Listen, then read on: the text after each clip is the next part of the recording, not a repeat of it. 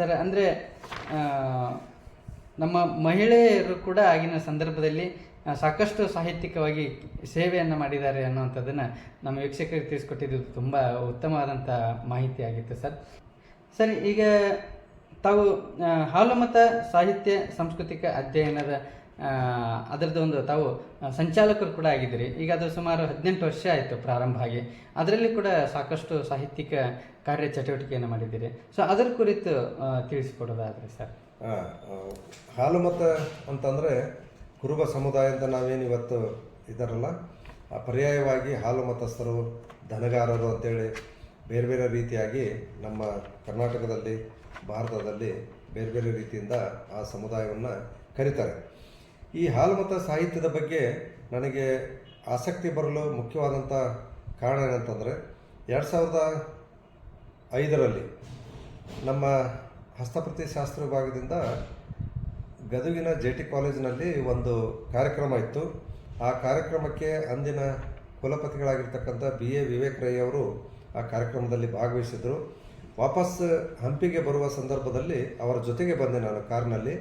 ಆ ಸಂದರ್ಭದಲ್ಲಿ ಔಪಚಾರಿಕವಾಗಿ ಮಾತನಾಡ್ತಾ ಅನೇಕ ವಿಚಾರಗಳನ್ನು, ಸಾಹಿತ್ಯಿಕವಾದಂಥ ವಿಚಾರಗಳನ್ನು ಮಾತನಾಡುವಂಥ ಸಂದರ್ಭದಲ್ಲಿ ಈ ಹಾಲುಮತ ಸಮುದಾಯ ಸಂಸ್ಕೃತಿ ಕುರಿತು ಅಧ್ಯಯನ ಮಾಡಲಿಕ್ಕೆ ಸಾಕಷ್ಟು ಅವಕಾಶಗಳಿದ್ದಾವೆ, ನೀವು ಆ ಕುರಿತಂತೆ ಕೆಲಸ ಮಾಡ್ಬೋದಲ್ಲ ಅನ್ನುವಂಥ ಒಂದು ಪ್ರಶ್ನೆಯನ್ನು ವಿವೇಕ್ ರೈ ಅವರು ನಾನು ಕೇಳಿದರು. ನನಗೆ ಅಲ್ಲಿವರೆಗೂ ಈ ಹಾಲುಮತ ಸಾಹಿತ್ಯ ಸಂಸ್ಕೃತಿ ಬಗ್ಗೆ ಪೂರ್ಣ ಪ್ರಮಾಣದಲ್ಲಿ ಏನೂ ಅಷ್ಟೊಂದು ಗೊತ್ತಿರಲಿಲ್ಲ. ಹೀಗಾಗಿ ನಾನು ಬಂದ ಮೇಲೆ ಅವುಗಳನ್ನು ತಿಳಿದುಕೊಂಡು ಅದರ ಜೊತೆಗೆ ಒಂದು ಮಾತನ್ನು ಪ್ರೊಫೆಸರ್ ವಿವೇಕ್ ರೈ ಅವರು ಹೇಳಿದರು. ನೀವು ಒಂದು ವೇಳೆ ಈ ಒಂದು ಹಾಲುಮತ ಸಾಹಿತ್ಯ ಸಂಸ್ಕೃತಿ ಕುರಿತು ಅಧ್ಯಯನ ಮಾಡಲಿಕ್ಕೆ ಪ್ರಾರಂಭ ಮಾಡಿದರೆ ಆ ಬಗ್ಗೆ ಒಂದು ಅಧ್ಯಯನ ಪೀಠವನ್ನು ಸಹಿತ ನಮ್ಮ ವಿಶ್ವವಿದ್ಯಾಲಯದಲ್ಲಿ ಪ್ರಾರಂಭ ಮಾಡ್ಬೋದು. ನೀವು ಅದಕ್ಕೆ ಸಂಬಂಧಪಟ್ಟಂಥ ಒಂದು ಪ್ರಸ್ತಾವನೆಯನ್ನು ಸಿದ್ಧಪಡಿಸ್ಕೊಂಡು ಬನ್ನಿ, ನಾನು ನಿಮಗೆ ಸಿಂಡಿಕೇಟ್ ಸಭೆಯಲ್ಲಿಟ್ಟು ಅನುಮತಿ ಕೊಡ್ತೇನೆ ಅಂತಕ್ಕಂಥ ಒಂದು ಮಾತನ್ನು ಹೇಳಿದರು. ಆ ಒಂದು ಮಾತಿನಂತೆ ಮುಂದೆ 1 ವಾರ 10 ದಿವಸದಲ್ಲಿ ನಾನು ಹಾಲುಮತ ಅಧ್ಯಯನ ಪೀಠ ಹೇಗಿರಬೇಕು, ಅದರ ಸ್ವರೂಪ, ಅದರ ಉದ್ದೇಶ, ಅದರ ಕಾರ್ಯವಿಧಾನ, ಸಂಶೋಧನೆ ಯಾವ ರೀತಿಯಾಗಿ ಮಾಡಬಹುದು ಅನ್ನುವಂಥದ್ದು ಸುಮಾರು 6 ಪುಟಗಳ ಒಂದು ಪ್ರಸ್ತಾವನೆಯನ್ನು ನಾನು ಸಿದ್ಧಪಡಿಸಿ ಪ್ರೊಫೆಸರ್ ವಿವೇಕ್ ರೈ ಅವರಿಗೆ ನಾನು ತಲುಪಿಸಿದೆ. ಅವರು ಮುಂದೆ ಬಂದಿರತಕ್ಕಂಥ ಸಿಂಡಿಕೇಟ್ ಸಭೆಯಲ್ಲಿ ಆ ಪ್ರಸ್ತಾವನೆಯನ್ನು ಮಂಡಿಸಿ ನನಗೆ ಹಾಲುಮತ ಅಧ್ಯಯನ ಪೀಠದ ಸಂಚಾಲಕರನ್ನಾಗಿಯೂ ಸಹಿತ ಅವರು ಮಾಡಿದರು. ಅದರ ಒಂದು ಉದ್ದೇಶದಿಂದ ನಾನು ಈ ಒಂದು ಹಾಲುಮತ ಸಾಹಿತ್ಯ ಸಂಸ್ಕೃತಿಯಲ್ಲಿ ಕೆಲಸವನ್ನು ಮಾಡಲಿಕ್ಕೆ ಆರಂಭ ಮಾಡಿದೆ.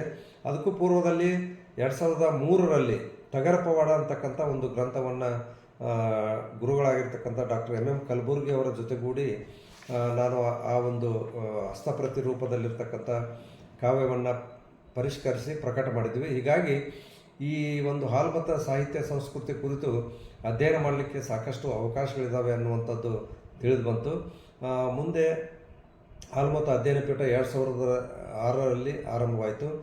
ಹಾಗೆಯೇ ಹಾಲುಮತ ಸಂಸ್ಕೃತಿ ಸಮ್ಮೇಳನ ಅಂತಕ್ಕಂಥದ್ದನ್ನು ನಾವು ಪ್ರತಿ ವರ್ಷ ಬೇರೆ ಬೇರೆ ಭಾಗಗಳಲ್ಲಿ, ಬೇರೆ ಬೇರೆ ನಗರಗಳಲ್ಲಿ ಮಾಡ್ಕೊಳ್ತಾ ಬಂದ್ವಿ. ಒಂದೊಂದು ವಿಷಯದ ಬಗ್ಗೆ ಅಲ್ಲಿ 2 ದಿವಸಗಳ ಕಾಲ ಚಿಂತನ ಮಂಥನ ವಿದ್ವಾಂಸರಿಂದ ಮಾಡಿಸಿ ಅವುಗಳನ್ನು ಹಾಲುಮತ ವ್ಯಾಸಂಗ ಹೆಸರಿನಲ್ಲಿ ನಾವು ನಿರಂತರವಾಗಿ ಪ್ರಕಟ ಮಾಡಿಕೊಡ್ತಾ ಬಂದಿದ್ದೇವೆ. ಈಗಾಗಲೇ 8 ಸಂಪುಟಗಳು ಪ್ರಕಟಗೊಂಡಿದ್ದಾವೆ. ಈ ಒಂದು ಕುರುಬ ಸಮುದಾಯದ ಪ್ರಾಚೀನತೆ ಆಗಿರ್ಬೋದು, ಪರಂಪರೆ ಆಗಿರ್ಬೋದು, ಸಂಪ್ರದಾಯ ಆಗಿರ್ಬೋದು, ಕಲೆಗಳಾಗಿರ್ಬೋದು, ಸಾಹಿತ್ಯ ಆಗಿರ್ಬೋದು, ಬಹಳ ವಿಶಿಷ್ಟವಾಗಿರುವಂಥದ್ದು ಮತ್ತು ಈವರೆಗೆ ಪೂರ್ಣ ಪ್ರಮಾಣದಲ್ಲಿ ಅಥವಾ ವ್ಯಾಪಕವಾಗಿ ಅಧ್ಯಯನ ನಡೆದಿಲ್ಲ ಅನ್ನುವಂಥದ್ದು ನಾನು ಗುರುತಿಸಿಕೊಂಡೆ. ಹೀಗಾಗಿ ಒಂದೊಂದು ವಿಷಯವನ್ನು ಇಟ್ಟುಕೊಂಡು ವಿಚಾರ ಸಂಕಿರಣ, ಸಮ್ಮೇಳನ, ವಿಶೇಷ ಉಪನ್ಯಾಸ ಮಾಡಿಕೊಂಡು ಬಂದಿದ್ದರ ಪರಿಣಾಮವಾಗಿ ಇವತ್ತು 25ಕ್ಕೂ ಹೆಚ್ಚು ಗ್ರಂಥಗಳು ನಮ್ಮ ಹಾಲುಮತ ಅಧ್ಯಯನ ಪೀಠದಿಂದ ಪ್ರಸಾರಾಂಗದ ಮುಖಾಂತರ ಪ್ರಕಟಗೊಂಡಿದ್ದಾವೆ. ಹಾಗೆಯೇ ಹೊರಗಡೆ ಬೇರೆ ಬೇರೆ ಸಂಘ ಸಂಸ್ಥೆಗಳ ಜೊತೆಗೂಡಿ, ಬೇರೆ ಬೇರೆ ಪ್ರಕಾಶನ ಸಂಸ್ಥೆಗಳ ಜೊತೆಗೂಡಿಯೂ ಸಹಿತ ವಿದ್ವಾಂಸರಿಂದ ಈ ಒಂದು ಸಾಹಿತ್ಯ, ಸಂಸ್ಕೃತಿ, ಕಲೆ ಬಗ್ಗೆ ಪುಸ್ತಕಗಳನ್ನು ಪ್ರಕಟ ಮಾಡುವಂಥ ಒಂದು ಕೆಲಸವನ್ನು ಮಾಡಿಕೊಂಡು ಬಂದಿದ್ದೇನೆ. ಹಾಗೆಯೇ ಅದರ ಜೊತೆಗೆ ನಮ್ಮ ವಿದ್ಯಾರ್ಥಿಗಳಿಗೆ ಹಾಲುಮತ ಸಾಹಿತ್ಯ ಸಂಸ್ಕೃತಿಯ ಕುರಿತಂತೆ ಏನೇನು ಸಂಶೋಧನೆ ಮಾಡಲಿಕ್ಕೆ ಅವಕಾಶಗಳಿದ್ವಲ್ಲ ಅವುಗಳನ್ನು ಕುರಿತಂತೆ ನಾನು ಮಾರ್ಗದರ್ಶನ ಮಾಡಿರುವುದು ಉಂಟು. ಈಗ ಹಾಲುಮತ ಅಧ್ಯಯನದ ಆಕರಗಳು, ಅವುಗಳ ಸ್ವರೂಪ, ಅವುಗಳ ವ್ಯಾಪ್ತಿಯನ್ನು ಕುರಿತಂತೆ ಒಬ್ಬ ಸಂಶೋಧಕರಿಂದ ಪಿ ಎಚ್ ಡಿ ಅಧ್ಯಯನವನ್ನು ಮಾಡಿಸಿದ್ದೇನೆ. ಹಾಗೆಯೇ ಕುರುಬರ ಗುರು ಪರಂಪರೆ ಬಗ್ಗೆ ಆಗಿರ್ಬೋದು, ಹೀಗೆ ಅನೇಕ 30ಕ್ಕೂ ಹೆಚ್ಚು ಬೇರೆ ಬೇರೆ ವಿದ್ವಾಂಸರು ಮಾರ್ಗದರ್ಶಕರಿಂದ ವಿಷಯವನ್ನು ಹಾಲುಮತ ಸಾಹಿತ್ಯ ಸಂಸ್ಕೃತಿ ಬಗ್ಗೆ ಅಧ್ಯಯನವನ್ನು ಮಾಡಿಸಿದ್ದೇನೆ. ಈಗ ಒಟ್ಟಾರೆ ನೋಡೋದಾದರೆ ಈ ಒಂದು ಹಾಲುಮತ ಕ್ಷೇತ್ರದಲ್ಲಿ, ಹಾಲುಮತ ಸಂಸ್ಕೃತಿಯನ್ನು ಕ್ಷೇತ್ರದಲ್ಲಿ ಸಾಕಷ್ಟು ಇನ್ನೂ ಅಧ್ಯಯನ ಮಾಡಲಿಕ್ಕೆ ಅವಕಾಶಗಳಿದ್ದಾವೆ ಅನ್ನುವಂಥದ್ದನ್ನು ನಾವು ನೋಡ್ಬೋದು. ಯಾಕಂತಂದರೆ ಕುರುಬ ಸಮುದಾಯ ಅನ್ನುವಂಥದ್ದು ಇದು ಅತ್ಯಂತ ಪ್ರಾಚೀನವಾಗಿರುವಂಥದ್ದು. ಈ ನೆಲದ ಮೂಲ ನಿವಾಸಿಗಳಂತ ನಮಗೆ ಅನೇಕ ವಿದ್ವಾಂಸರು, ಪಾಶ್ಚಾತ್ಯ ವಿದ್ವಾಂಸರು ಮತ್ತು ನಮ್ಮ ದೇಶೀಯ ವಿದ್ವಾಂಸರು ಪ್ರೂವ್ ಮಾಡಿದ್ದಾರೆ. ಹೀಗಾಗಿ ಈ ಒಂದು ಸಮುದಾಯದ ಪರಂಪರೆ ಆಗಿರ್ಬೋದು, ಸಂಪ್ರದಾಯ ಆಗಿರ್ಬೋದು, ಆಚರಣೆ ಆಗಿರ್ಬೋದು, ಜಾತ್ರೆ ಆಗಿರ್ಬೋದು, ಉತ್ಸವ ಆಗಿರ್ಬೋದು, ಕಲೆಗಳಾಗಿರ್ಬೋದು, ಇವುಗಳನ್ನು ಕುರಿತಂತೆ ನಾವು ಇನ್ನೂ ಹೆಚ್ಚು ಅಧ್ಯಯನ ಮಾಡಲಿಕ್ಕೆ ಅವಕಾಶಗಳಿದ್ದಾವೆ ಅನ್ನುವಂಥದ್ದನ್ನು ನಾವು ಈ ಸಂದರ್ಭದಲ್ಲಿ ಹೇಳಲಿಕ್ಕೆ ಬಯಸ್ತೇವೆ. ಸರ್, ತಮಗೆ ತಮ್ಮ ವೃತ್ತಿ ಬದುಕಿನಲ್ಲಿ ಸುಮಾರು 30 PhD ವಿದ್ಯಾರ್ಥಿಗಳಿಗೆ ತಾವು ಮಾರ್ಗದರ್ಶನವನ್ನು ಮಾಡಿದ್ದೀರಿ, 9 MPhilಗಳಿಗೆ ತಾವು ಮಾರ್ಗದರ್ಶನವನ್ನು ಮಾಡಿದ್ದೀರಿ. ಹಾಗೆಯೇ ತಮ್ಮ ಶಿಷ್ಯವರ್ಗ ಕೂಡ ಅಪಾರವಾಗಿದೆ. ಹಾಗೆಯೇ ತಮ್ಮ ಕಾರ್ಯಕ್ಕೆ ತಕ್ಕಂತೆ ತಮಗೆ ಹಲವಾರು ಪ್ರಶಸ್ತಿಗಳು ಕೂಡ ತಮ್ಮನ್ನು ಅರಸಿ ಬಂದಿದ್ದಾವೆ. ಕರ್ನಾಟಕ ಸಾಹಿತ್ಯ ಅಕಾಡೆಮಿ ಪ್ರಶಸ್ತಿ ಆಗಿರ್ಬೋದು, ಕನ್ನಡ ಸಾಹಿತ್ಯ ಪರಿಷತ್ತಿನ ಜಯಲಕ್ಷ್ಮಮ್ಮ BS ಸನ್ನಯ್ಯ ದತ್ತಿನಿಧಿ ಪ್ರಶಸ್ತಿಗಳಾಗೋದು, ಹೀಗೆ ತಮಗೆ ಹಲವಾರು ಪ್ರಶಸ್ತಿಗಳು ತಮ್ಮ ಮುಡಿಗೇರಿದ್ದಾವೆ. ಅದರ ಒಡನೆ ಆ ಸಂತೋಷವನ್ನು ನಮ್ಮೊಟ್ಟಿಗೆ ಹಂಚಿಕೊಳ್ಳೋದಾದರೆ ಸರ್. ಓಕೆ. ಹಸ್ತಪ್ರತಿ ಗ್ರಂಥ ಸಂಪಾದನೆ ಈ ಕುರಿತಂತೆ ನಾನು ಅಧ್ಯಯನ ಮಾಡಲಿಕ್ಕೆ ಪ್ರಾರಂಭ ಮಾಡಿರುವಂಥದ್ದು 1995ರಿಂದ. ಅಲ್ಲಿಂದ ಈ ಒಂದು ಸಾಹಿತ್ಯದ ಬಗ್ಗೆ ಅಧ್ಯಯನ ಸಂಶೋಧನೆ ಮಾಡ್ತಾ, ಪುಸ್ತಕಗಳನ್ನು ರಚನೆ ಮಾಡ್ತಾ, ಲೇಖನಗಳನ್ನು ಪ್ರಕಟ ಮಾಡ್ತಾ ಬಂದಿದ್ದರ ಫಲವಾಗಿ 2003ರಲ್ಲಿ ಕಂಠಪತ್ರ ಅನ್ನುವಂಥ ಒಂದು ಲೇಖನಗಳ ಸಂಕಲನವನ್ನು ನಾನು ಪ್ರಕಟ ಮಾಡಿದೆ. ಅದಕ್ಕೆ ಕರ್ನಾಟಕ ಸಾಹಿತ್ಯ ಅಕಾಡೆಮಿಯಿಂದ ಶ್ರೇಷ್ಠ ಸಂಶೋಧನಾ ಗ್ರಂಥ ಅಂತೇಳಿ ಅದಕ್ಕೆ ಬಹುಮಾನ ಬಂದಿರುವಂಥದ್ದು ಭಾಳ ನನಗೆ ಖುಷಿಯನ್ನು ಕೊಡ್ತು. ಮುಂದೆ ಹಾಲುಮತ ಸಾಹಿತ್ಯ ಸಂಸ್ಕೃತಿಯಲ್ಲಿ ಅಧ್ಯಯನ ಮಾಡಿದ್ದರ ಫಲವಾಗಿ 2011ರಲ್ಲಿ ಹಾಲುಮತ ಸಂಸ್ಕೃತಿ ಎನ್ನುವಂಥ ಒಂದು ಲೇಖನಗಳ ಸಂಕಲನವನ್ನು ತಂದೆ. ಅದಕ್ಕೂ ಸಹಿತ ಕರ್ನಾಟಕ ಸಾಹಿತ್ಯ ಅಕಾಡೆಮಿಯಿಂದ ಶ್ರೇಷ್ಠ ಸಂಶೋಧನಾ ಗ್ರಂಥ ಅನ್ನುವಂಥ ಒಂದು ಬಹುಮಾನ ದೊರೆತು, ಮುಂದೆ ಹಾಲುಮತೋತ್ತೇಜಕ ಪುರಾಣ ಅನ್ನುವಂಥ ರಸ್ತಾಪುರ್ ಭೀಮಕವಿಯ ಒಂದು ಗ್ರಂಥವನ್ನು ನಾನು ಪರಿಷ್ಕರಣೆ ಮಾಡಿ ಕನ್ನಡ ವಿಶ್ವವಿದ್ಯಾಲಯದಿಂದ ಪ್ರಕಟ ಮಾಡಿದ್ದೆ. ಅದಕ್ಕೆ BS ಸನ್ನಯ್ಯ ದತ್ತಿನಿಧಿ ಪ್ರಶಸ್ತಿ ಕನ್ನಡ ಸಾಹಿತ್ಯ ಪರಿಷತ್ತಿನಿಂದ ನನಗೆ ಬಂತು. BS ಸನ್ನಯ್ಯನವರು ಹಸ್ತಪ್ರತಿ ಶಾಸ್ತ್ರದಲ್ಲಿ ಬಹಳಷ್ಟು ಕೆಲಸವನ್ನು ಮಾಡಿದಂಥವರು. ಮೈಸೂರು ವಿಶ್ವವಿದ್ಯಾಲಯದ ಕನ್ನಡ ಅಧ್ಯಯನ ಸಂಸ್ಥೆಯಲ್ಲಿ 35 ವರ್ಷಕ್ಕೂ ಹೆಚ್ಚು ಕಾಲ ಅವರು ಹಸ್ತಪ್ರತಿಗಳ ಜೊತೆಗೆ ಒಡನಾಟ ಇದ್ದಂಥವರು. ಹಸ್ತಪ್ರತಿಗಳಿಂದ ಅನೇಕ ಗ್ರಂಥಗಳನ್ನು ಹೊರತೆಗೆದು ಕವಿಗಳನ್ನು ಪರಿಚಯ ಮಾಡಿದಂಥವರು, ಕೃತಿಗಳನ್ನು ಈ ನಾಡಿಗೆ ಕೊಟ್ಟಂಥವರು. ಅವರ ಹೆಸರಿನಲ್ಲಿ ಕನ್ನಡ ಸಾಹಿತ್ಯ ಪರಿಷತ್ತಿನಲ್ಲಿ ಒಂದು ದತ್ತಿನಿಧಿಯನ್ನು BS ಸನ್ನಯ್ಯನವರೇ ಸ್ಥಾಪನೆ ಮಾಡಿದರು. ಆ ಒಂದು BS ಸನ್ನಯ್ಯ ದತ್ತಿನಿಧಿ ಪ್ರಶಸ್ತಿ ಬಂದಿರುವಂಥದ್ದು ನನಗೆ ತುಂಬ ಸಂತೋಷವನ್ನು ತಂದಿರುವಂಥದ್ದು. ಹಾಗೆಯೇ ಮುಂದೆ ಅನೇಕ ಪ್ರಶಸ್ತಿಗಳು ಬಂದಿದ್ದಾವೆ. ಈ ಒಟ್ಟು ನನ್ನ ಸಾಹಿತ್ಯ ಸಾಧನೆಯನ್ನು ಗಮನಿಸಿ ಕರ್ನಾಟಕ ಸಾಹಿತ್ಯ ಅಕಾಡೆಮಿಯು 2019ರಲ್ಲಿ ಸಾಹಿತ್ಯ ಶ್ರೀ ಪ್ರಶಸ್ತಿಯನ್ನು ನೀಡಿ ಗೌರವಿಸಿರುವಂಥದ್ದು. ಹಾಗೆಯೇ ಹಾಲುಮತ ಸಾಹಿತ್ಯ ಸಂಸ್ಕೃತಿಯ ಒಂದು ಸಂಶೋಧನೆಯನ್ನು ಗುರುತಿಸಿ ಕನಕಶ್ರೀ ಪ್ರಶಸ್ತಿ ಅನ್ನುವಂಥದ್ದು ಬಾಗಲಕೋಟೆ ಜಿಲ್ಲೆಯ ಜಿಲ್ಲಾಡಳಿತದಿಂದ ಕನಕ ಜಯಂತಿಯ ಪ್ರಯುಕ್ತ ಪ್ರಶಸ್ತಿ ನನಗೆ ಬಂದಿರುವಂಥದ್ದು. ಇತ್ತೀಚೆಗೆ ಒಟ್ಟು ನನ್ನ ಹಾಲುಮತ ಸಾಹಿತ್ಯ ಸಂಸ್ಕೃತಿ ಸಂಶೋಧನೆಯನ್ನು ಗಮನಿಸಿ ಕಾಗಿನೆಲೆ ಕನಕ ಗುರುಪೀಠ ಕಲಬುರಗಿ ವಿಭಾಗದಿಂದ ಹಾಲುಮತ ಭಾಸ್ಕರ ಅನ್ನುವಂಥ ಒಂದು ಪ್ರಶಸ್ತಿ ಈಗ ತಾನೇ ಬಂದಿದೆ.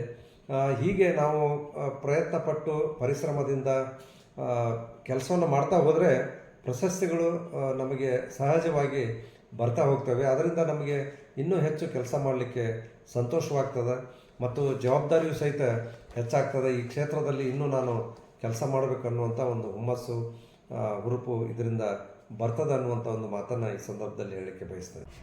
ಸರ್, ತಾವು ಶೈಕ್ಷಣಿಕವಾಗಿ ಹಸ್ತಪ್ರತಿ ಶಾಸ್ತ್ರದ ಬಗ್ಗೆ ಆಗ್ಬೋದು, ಶಾಸನಗಳ ಬಗ್ಗೆ ಮತ್ತು PhDಗಳ ಬಗ್ಗೆ ಇವೆಲ್ಲವನ್ನು ಇವುಗಳ ಜೊತೆಗೆ ತಾವು ಯೋಗಶಾಸ್ತ್ರದ ಬಗ್ಗೆಯೂ ಸಹ ವಿಶೇಷ ಆಸಕ್ತಿಯನ್ನು ವಹಿಸಿದಿರಿ. ರಾಷ್ಟ್ರ ಮಟ್ಟದಲ್ಲಿ ಸಾಧನೆಯನ್ನು ಕೂಡ ಮಾಡ್ತಾ ಇದ್ದೀರಿ. ಹಲವಾರು ಯೋಗಾಭ್ಯಾಸಿಗಳಿಗೆ ತಾವು ಯೋಗಾಸನವನ್ನು ಹೇಳಿಕೊಡ್ತಾ ಇದ್ದೀರಿ. ಇದು ಆಸಕ್ತಿ ಹೇಗೆ ಬಂತು ಸರ್? ಇದು ಹೇಗೆ ಇದರ ಬಗ್ಗೆ ಹೇಳೋದಾದರೆ, ಸುಮಾರು 15 ವರ್ಷಗಳ ಹಿಂದೆ ನನಗೆ ಈ ಒಂದು ಯೋಗಾಭ್ಯಾಸವನ್ನು ಮಾಡಲಿಕ್ಕೆ ಪ್ರಾರಂಭ ಮಾಡಿದೆ ನಾನು. ಯಾಕಂತಂದ್ರೆ ಇವತ್ತು ನಮ್ಮ ಸುತ್ತಮುತ್ತಲ ಪರಿಸರ ಆಗಿರ್ಬೋದು, ನಮ್ಮ ಆಹಾರ ಪದ್ಧತಿ ಆಗಿರ್ಬೋದು, ನಮ್ಮ ದಿನಚರಿ ಆಗಿರ್ಬೋದು, ನಮ್ಮ ದೈನಂದಿನ ಚಟುವಟಿಕೆಗಳಾಗಿರ್ಬೋದು ಸಾಕಷ್ಟು ಒತ್ತಡದಿಂದ ಕೂಡಿವೆ ಅಂತಕ್ಕಂಥದ್ದು ಎಲ್ಲರಿಗೂ ಗೊತ್ತಿರುವಂಥ ಸಂಗತಿ. ಯಾಕಂತಂದ್ರೆ ನಮಗೆಲ್ಲ ಇವತ್ತು ಸೌಲಭ್ಯಗಳು ಅಷ್ಟೊಂದು ಹೆಚ್ಚಿನ ಪ್ರಮಾಣದಲ್ಲಿ ಸಿಕ್ಕಿದ್ದಾವೆ. ಮೊಬೈಲ್ ಆಗಿರ್ಬೋದು, ಕಂಪ್ಯೂಟರ್ ಆಗಿರ್ಬೋದು, ಅಥವಾ ನಾವು ಮನೆಯಲ್ಲಿ ಬಳಸುವಂಥ ಸಾಮಗ್ರಿಗಳಾಗಿರ್ಬೋದು, ಎಲ್ಲವೂ ಸಹಿತ ಇವತ್ತು ನಮಗೆ ಟೆಕ್ನಾಲಜಿಯಿಂದ ಸಿಕ್ಕ ಕಾರಣವಾಗಿ ನಮ್ಮ ದೈಹಿಕ ಒಂದು ಪರಿಶ್ರಮ ಆಗಿರ್ಬೋದು, ಮಾನಸಿಕ ಸ್ಥಿತಿ ಆಗಿರ್ಬೋದು ಸಮತೋಲನದಲ್ಲಿ ಇರಲಿಕ್ಕೆ ಸಾಧ್ಯವಾಗ್ತಾ ಇಲ್ಲ. ಅದಕ್ಕಾಗಿಯೇ ಇವತ್ತು ಇಡೀ ಭಾರತದಾದ್ಯಂತ, ವಿಶ್ವದಾದ್ಯಂತ ಯೋಗದ ಬಗ್ಗೆ ಬಹಳಷ್ಟು ಒಂದು ಜಾಗೃತಿ ಮೂಡಿದೆ ಅನ್ನುವಂಥದ್ದನ್ನು ನಾವು ನೋಡ್ತೇವೆ. 2009ರಲ್ಲಿ ನಾನು ಈ ಒಂದು ಯೋಗಾಭ್ಯಾಸವನ್ನು ಮಾಡಲಿಕ್ಕೆ ಪ್ರಾರಂಭ ಮಾಡಿದೆ. ಯೋಗ ಅಂತಂದರೆ ಬಹಳ ಜನರಿಗೆ ಏನಿದೆ ಅಂತಂದರೆ ದೇಹವನ್ನು ದಂಡನೆಗೊಳಿಸೋದು ಅಥವಾ ಯೋಗಾಭ್ಯಾಸಗಳನ್ನು ಅಥವಾ ಆಸನಗಳನ್ನು ಮಾಡೋದಂತ ಅಷ್ಟೇ ಕಲ್ಪನೆ ಇದೆ. ಬಟ್ ಇತ್ತೀಚೆಗೆ ಅದೆಲ್ಲ ಸ್ವಲ್ಪ ಕಡಿಮೆ ಆಗ್ತಾ ಇದೆ. ಅದರ ಬಗ್ಗೆ ವ್ಯಾಪಕವಾದಂಥ ಒಂದು ತಿಳುವಳಿಕೆ ಬರ್ತಾ ಇದೆ. ಹೀಗಾಗಿ ಯೋಗ ಅಂತಂದರೆ ನಾವು ಸರಿಯಾಗಿ ನಮ್ಮ ದಿನಚರಿಯನ್ನು ಅಥವಾ ನಮ್ಮ ದೈನಂದಿನ ಚಟುವಟಿಕೆಗಳನ್ನು ರೂಢಿಸಿಕೊಳ್ಳುವಂಥದ್ದಕ್ಕೂ ಯೋಗ ಅಂತ ನಾವು ಕರಿತೇವೆ. ಇದಕ್ಕೆ ಸಾವಿರಾರು ವರ್ಷಗಳ ಒಂದು ಇತಿಹಾಸ ಇದೆ ಅನ್ನುವಂಥದ್ದನ್ನು ನಾವು ನೋಡ್ಬೋದು. ಪತಂಜಲಿ ಮುನಿಗಳು ಯೋಗ ಸೂತ್ರ ಅನ್ನುವಂಥ ಒಂದು ಗ್ರಂಥವನ್ನು ರಚನೆ ಮಾಡಿದ್ದಾರೆ. ಆ ಒಂದು ಗ್ರಂಥದಲ್ಲಿ ಯೋಗ ಅಂತಂದರೆ ಅವರು ಈ ಒಂದು ವ್ಯಾಯಾಮ ಆಸನಗಳ ಬಗ್ಗೆ ಏನನ್ನೂ ಅಲ್ಲಿ ಹೇಳಿಲ್ಲ. ಅದರ ಬದಲಾಗಿ ಅವರು ನಮ್ಮ ಮನಸ್ಸನ್ನು ಸಮಸ್ಥಿತಿಯಲ್ಲಿ ಇಟ್ಕೊಳ್ಳುವಂಥದ್ದಕ್ಕೆ ಯೋಗ ಅನ್ನುವಂಥದ್ದನ್ನು ಹೇಳಿದ್ದಾರೆ. ನಮ್ಮ ಮನಸ್ಸಿನಲ್ಲಿ ಏಳುವಂಥ ತರಂಗಗಳಾಗಿರ್ಬೋದು, ಅವುಗಳನ್ನು ಹೇಗೆ ನಾವು ನಿಗ್ರಹಗೊಳಿಸಬೇಕು, ಹೇಗೆ ನಿಯಂತ್ರಣಕ್ಕೆ ತರಬಹುದು ಅನ್ನುವಂಥದ್ದನ್ನು ಬಹಳ ಸೂಕ್ಷ್ಮವಾಗಿ ಹೇಳಿದ್ದಾರೆ. ಹೀಗಾಗಿ ಪತಂಜಲಿ ಮುನಿಗಳು ಒಂದು ಗ್ರಂಥವನ್ನು ಬರೆದಿದ್ದಾರೆ, ಯೋಗ ಸೂತ್ರ ಅಥವಾ ಯೋಗ ದರ್ಶನ ಅನ್ನುವಂಥ ಒಂದು ಗ್ರಂಥವನ್ನು ಸಂಸ್ಕೃತದಲ್ಲಿ ಬರೆದಿದ್ದಾರೆ. ಅವ್ರದ್ದು ಮುಖ್ಯವಾದಂಥ ಒಂದು ಉದ್ದೇಶ ಏನಂತಂದರೆ, ಆ ಒಂದು 196 ಸೂತ್ರಗಳು ಇದ್ದಾವೆ. ಅದರಲ್ಲಿ 2ನೆಯ ಸೂತ್ರದಲ್ಲಿಯೇ ಅವರು ಒಂದು ವಾಕ್ಯವನ್ನು ಹೇಳಿದ್ದಾರೆ. ಏನಂತಂದರೆ, ಯೋಗಶ್ಚಿತ್ತವೃತ್ತಿ ನಿರೋಧ. ಯೋಗ ಅಂತಂದರೆ ನಮ್ಮ ಮನಸ್ಸಿನ ಒಂದು ಚಂಚಲತೆಯನ್ನು ದೂರ ಮಾಡುವಂಥದ್ದೇ ಯೋಗ, ಅಥವಾ ನಮ್ಮ ಮನಸ್ಸನ್ನು ನಿಯಂತ್ರಣದಲ್ಲಿ ಇಟ್ಕೊಳ್ಳುವಂಥದ್ದೇ ಯೋಗ ಅನ್ನುವಂಥದ್ದನ್ನು ಹೇಳಿದ್ದಾರೆ. ಹೀಗಾಗಿ ಇವತ್ತು ನಮ್ಮ ಮಾನಸಿಕ ಸ್ಥಿತಿಯಾಗಿರ್ಬೋದು ಅಥವಾ ದೈಹಿಕ ಕಾಯಿಲೆಗಳಾಗಿರ್ಬೋದು, ನಮ್ಮ ಆಹಾರ ಪದ್ಧತಿಯಿಂದ, ನಮ್ಮ ದೈನಂದಿನ ಕಾರ್ಯಗಳಿಂದ, ಒತ್ತಡದಿಂದ ಬಂದಿದೆ ಅನ್ನುವಂಥದ್ದನ್ನು ನಾವು ನೋಡ್ತೇವೆ. ಅದನ್ನು ನಾವು ಸ್ವಲ್ಪ ದೂರ ಮಾಡಬೇಕು ಅಂತಂದರೆ, ಅಥವಾ ಆ ಒಂದು ದೈಹಿಕ ಮತ್ತು ಮಾನಸಿಕ ಸ್ಥಿತಿಯನ್ನು ಸಮನ್ವಯಗೊಳಿಸಬೇಕು ಅಂತಂದರೆ, ಪ್ರತಿನಿತ್ಯ ನಾವು 1 ಗಂಟೆ ನಮಗಾಗಿ ನಾವು ಮೀಸಲಾಗಿಡಬೇಕಾಗ್ತದೆ. ಅದು ಬೆಳಗಿನ ಸಮಯ ಆಗಿರ್ಬೋದು, ಅಥವಾ ಸಾಯಂಕಾಲದ ಸಮಯ ಆಗಿರ್ಬೋದು, ಅಥವಾ ತಮ್ಮ ಒಂದು ಸಮಯದ ಅನುಕೂಲಕ್ಕಾಗಿ ಅನುಕೂಲತೆ ನೋಡಿಕೊಂಡು ಮಾಡ್ಬೋದು. ವಿಶೇಷವಾಗಿ ಬೆಳಗಿನ ಒಂದು ಸಮಯ ಬಹಳ ಪ್ರಶಸ್ತವಾಗಿರುವಂಥದ್ದು, ಬಹಳ ಕಾಮ್ ಆಗಿರ್ತದೆ, ನಿಶ್ಶಬ್ದವಾಗಿರ್ತದೆ. ಆ ಸಂದರ್ಭದಲ್ಲಿ ನಮ್ಮ ಮನಸ್ಸು ಮತ್ತು ದೇಹವನ್ನು ಒಂದುಗೂಡಿಸ್ಲಿಕ್ಕೆ ನಾವು ಕೆಲವೊಂದಿಷ್ಟು ಆಸನಗಳಾಗಿರ್ಬೋದು, ಪ್ರಾಣಾಯಾಮಗಳಾಗಿರ್ಬೋದು, ಧ್ಯಾನ ಆಗಿರ್ಬೋದು, ಮುದ್ರೆಗಳಾಗಿರ್ಬೋದು, ಇವುಗಳನ್ನು ಮಾಡಿಕೊಂಡ್ರೆ ನಮ್ಮ ಅಂದಿನ ಒಂದು ಕೆಲಸ, ನಾವು ಮಾಡುವಂಥ ಕೆಲಸದಲ್ಲಿ ಏಕಾಗ್ರತೆ ಬರಲಿಕ್ಕೆ ಸಾಧ್ಯವಾಗ್ತದೆ. ಅದಕ್ಕಾಗಿ ಹೇಳ್ತಾರೆ, ದಿನದ 24 ಗಂಟೆಯಲ್ಲಿ 1 ಗಂಟೆ ನಾವು ಈ ಒಂದು ಯೋಗಾಭ್ಯಾಸಕ್ಕೆ ಮೀಸಲಾಗಿಟ್ಟರೆ ಉಳಿದ 23 ಗಂಟೆಗಳನ್ನು ನಾವು ಚೆನ್ನಾಗಿ ನಿರ್ವಹಣೆ ಮಾಡಲಿಕ್ಕೆ ಸಾಧ್ಯವಾಗ್ತದೆ ಅನ್ನುವಂಥದ್ದನ್ನು ಅನೇಕ ಜನರ ಒಂದು ಅನುಭವದ ಹಿನ್ನೆಲೆಯಲ್ಲಿ ಹೇಳಿರುವಂಥದ್ದು. ಆ ಹಿನ್ನೆಲೆಯಲ್ಲಿ ನಾನು ಕಳೆದ 15 ವರ್ಷಗಳಿಂದ ಈ ಒಂದು ಯೋಗಾಭ್ಯಾಸವನ್ನು ಮಾಡಿಕೊಂಡು ಬಂದಿದ್ದೇನೆ. ಮತ್ತು ಅದರ ಜೊತೆಗೆ ಯೋಗಶಾಸ್ತ್ರವನ್ನು ಅಧ್ಯಯನ ಮಾಡಲಿಕ್ಕೂ ನಾನು ಪ್ರಾರಂಭ ಮಾಡಿದೆ. ಅದರ ಅಂಗವಾಗಿ ನಮ್ಮ ಯೋಗ ಋಷಿಗಳಾಗಿರ್ತಕ್ಕಂಥ ಈ ಕಾಲಘಟ್ಟದಲ್ಲಿ ಯೋಗ ಋಷಿ ರಾಮದೇವ್ಜಿ ಮಹಾರಾಜ್ ಅವರ ಒಂದು ಏನು ಸಂಸ್ಥೆ ಇದೆಯಲ್ಲ, ಪತಂಜಲಿ ಯೋಗ ಸಮಿತಿ, ಪತಂಜಲಿ ಯೋಗ ಪೀಠದ ಒಂದು ಜೊತೆಗೆ ಆ ಒಂದು ಅವರಿಂದ ಸಾಕಷ್ಟು ಕಲಿತಿದ್ದೇನೆ. ಆ ಒಂದು ಕಲಿಕೆಯನ್ನು ಇನ್ನೊಬ್ಬರಿಗೆ ತಿಳಿಸ್ಬೇಕನ್ನುವಂಥ ಹಿನ್ನೆಲೆಯಲ್ಲಿ ಪತಂಜಲಿ ಯೋಗ ಸಮಿತಿಯಲ್ಲಿ ಸಕ್ರಿಯ ಕಾರ್ಯಕರ್ತನಾಗಿ ನಾನು ಕೆಲಸವನ್ನು ಮಾಡ್ಕೊಂಡು ಬರ್ತಾ ಇದ್ದೇನೆ. ಬೆಳಗಿನ ಸಮಯದಲ್ಲಿ ಯೋಗಾಭ್ಯಾಸ ಮಾಡುವಂಥದ್ದು, ಪ್ರಾಣಾಯಾಮಗಳನ್ನು ಮಾಡುವಂಥದ್ದು ಪ್ರತಿಯೊಬ್ಬರು ರೂಢಿಸಿಕೊಂಡ್ರೆ ಅಂದಿನ ಕಾರ್ಯಚಟುವಟಿಕೆಯಲ್ಲಿ ನಾವು ಆ್ಯಕ್ಟಿವ್ ಆಗಿರಲಿಕ್ಕೆ ಸಾಧ್ಯವಾಗ್ತದೆ, ಏಕಾಗ್ರತೆಯಿಂದ ಇರಲಿಕ್ಕೆ ಸಾಧ್ಯವಾಗ್ತದೆ, ನಮ್ಮ ಮನಸ್ಸನ್ನು ನಿಯಂತ್ರಣದಲ್ಲಿ ಇಟ್ಕೊಳ್ಳಿಕ್ಕೆ ಸಾಧ್ಯವಾಗ್ತದೆ ಅನ್ನುವಂಥದ್ದು ಬಹಳ ಮುಖ್ಯವಾಗಿರುವಂಥದ್ದು. ಇದರ ಭಾಗವಾಗಿ ನಮ್ಮ ವಿಶ್ವವಿದ್ಯಾಲಯದಲ್ಲಿ ಯೋಗ ವಿಜ್ಞಾನ ವಿಭಾಗವನ್ನು ಸಹಿತ ನಾವು ಇಲ್ಲಿ ಪ್ರಾರಂಭ ಮಾಡಲಿಕ್ಕೆ ಸಾಧ್ಯವಾಯಿತು.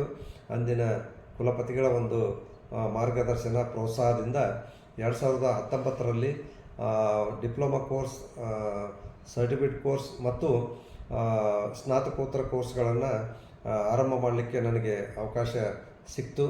ಎಷ್ಟೋ ವಿದ್ಯಾರ್ಥಿಗಳು ಇವತ್ತು ಡಿಪ್ಲೊಮಾ ಕೋರ್ಸ್, ಸರ್ಟಿಫಿಕೇಟ್ ಕೋರ್ಸ್ ಮತ್ತು PG MSc ಯೋಗ ವಿಜ್ಞಾನವನ್ನು ಅಭ್ಯಾಸ ಮಾಡಿ ಸಾಕಷ್ಟು ವಿದ್ಯಾರ್ಥಿಗಳು ಬೇರೆ ಬೇರೆ ವೃತ್ತಿಯಲ್ಲಿ ಅಂದರೆ ಯೋಗದ ವೃತ್ತಿಯಲ್ಲಿ ತೊಡಗಿಕೊಂಡಿದ್ದಾರೆ.